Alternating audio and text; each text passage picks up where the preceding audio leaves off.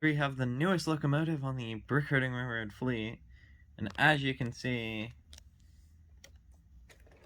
it is not a 6-wide locomotive. It is 5-wide, which 5 studs wide actually translates into about HO scale.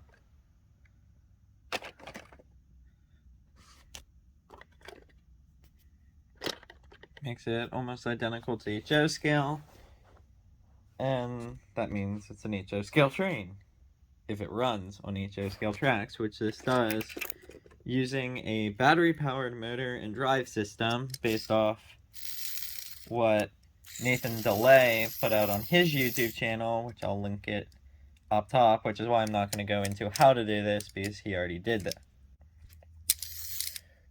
But what I decided to do was use the HO drive system.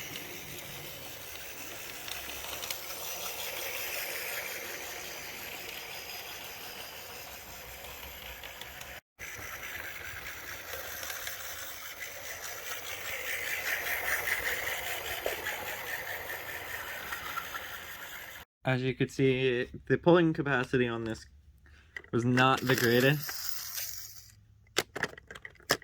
but it looks pretty good, and might try to take it out to the railroad museums and try to get it to run on an HO layout there, as that would be quite hilarious. Still need to add decals to it, and might add a light. Where the battery is, it shouldn't be hard to wire up a light.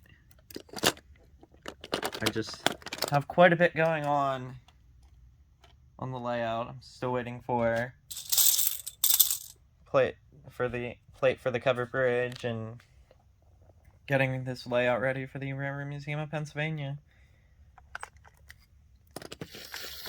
Stay tuned for more LEGO trains.